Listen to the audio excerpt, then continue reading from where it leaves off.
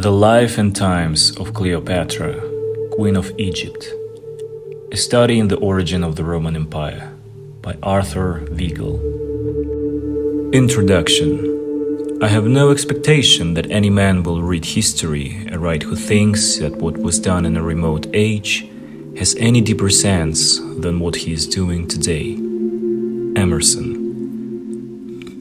In the following pages, it will be observed that, in order not to distract the reader, I have refrained from adding large numbers of notes and references. It has seemed to me unnecessary to encumber the pages in this manner, since the sources of my information are all so well known. And I have thus been able to present the book to the reader in a style consonant with the principle of historical writing, to which I have always endeavored to adhere. Namely, the elimination in public of as many of one's working notes as may be discarded without real loss. A friend of mine, an eminent scholar, in discussing with me the scheme of this volume, earnestly exhorted me on the present occasion not to abide by this principle. Remarking that the trouble with my interpretation of history was that I attempted to make the characters live, he urged me to balance this unconventional treatment of the past by printing as many notes as possible, relevant or otherwise, and by smattering my text with Latin and Greek words and quotations. I trust, however, that he was speaking on behalf of a very small company, for the sooner this traditional jargon of scholarship is discarded, the better will it be for the public education. To my mind, a knowledge of the past is so necessary to a happy mental poise that it seems absolutely essential for historical studies to be placed before the general reader in a manner sympathetic to him. History, said Emerson, no longer shall be a dull book. It shall walk incarnate in every just and wise man. You shall not tell me by languages and titles a catalogue of the volumes you have read. You shall make me feel what periods you have lived. Such has been my attempt in the following pages. And though I am so conscious of my literary limitations that I doubt my ability to place the reader in touch with past events, I must confess to a sense of gladness that I, at any rate, with almost my whole mind, have lived for a time in the company of the men and women of long ago of whom these pages tell. Any of my readers who think that my interpretation of the known incidents here recorded is open to question may easily check my statements by reference to the classical authors. The sources of information are available at any big library.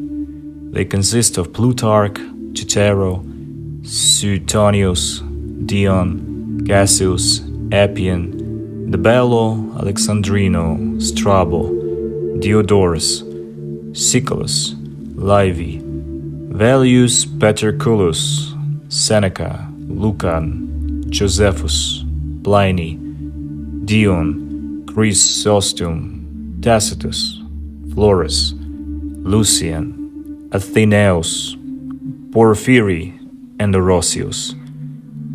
Of modern writers, reference should be made of Ferrero's greatness and decline of Rome, Boucher-Leclerc, Histoire de l'Égypte, Mahaffy's Empire of Ptolemies, Mommsen's History of Rome, Strack's Dynasty der Ptolemaier, and Surgeon's Cleopatra of Egypt.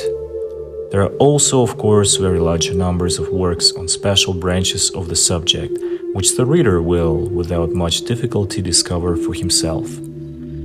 In the case of Cleopatra, the biographer may approach his subject from one of several directions. He may, for example, regard the Queen of Egypt as a thoroughly bad woman, or as an irresponsible sinner, or as a moderately good woman in a difficult situation. In this book, it is my object to point out the difficulty of the situation and to realize the adverse circumstances against which the Queen had to contend.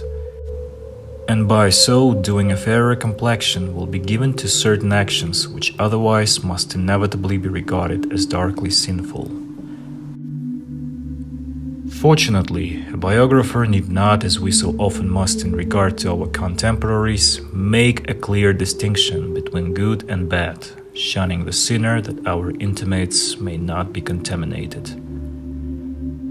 He may put himself in touch with distant crime and may attempt to apologize for it without the charge being brought against him that in so doing he deviates from the stern path of moral rectitude. Intolerance is a simple expedient of contemporaneous society. The historian may show his distaste for wrongdoing by other means. We dare not always excuse the sins of our fellows, but the wreck of times past, the need of reconstruction and rebuilding, gives the writer of history and biography a certain option in the selection of materials which he uses in the resuscitation of his characters. He holds a warrant from the Lord of the ages to give them the benefit of the doubt. And if it be his whim to ignore this license and to condemn wholesale a character or a family, he sometimes loses by a sort of perversion the prerogative of his calling.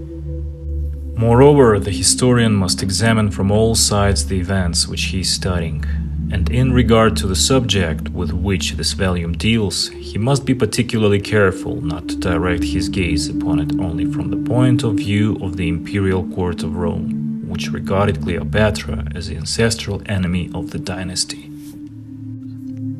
In dealing with history, says Emerson, we as we read must become Greeks, Romans, Turks, priest and king, martyr and executioner.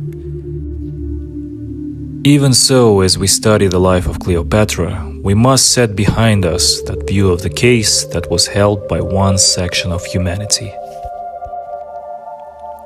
In like manner, we must rid ourselves of the influence of the thoughts of any one period, and must ignore that aspect of morality which has been developed in us by contact with the age in which we have the fortune to live. Good and evil are relative qualities defined very largely by public opinion, and it must always be remembered that certain things which are considered to be correct today may have the denunciation of yesterday and tomorrow. We, as we read of the deeds of the Queen of Egypt, must doff our modern conception of right and wrong, and as we pace the courts of the Ptolemies and breathe the atmosphere of the 1st century before Christ, we must not commit the anachronism of criticizing our surroundings from the standard of 20th century after Christ. It is of course apparent that to a great extent we must be influenced by the thought of today, but the true student of history will make the effort to cast from him the shackles of his contemporaneous opinions, and to parade the bygone ages and the boundless freedom of a citizen of all time and a dweller in every land.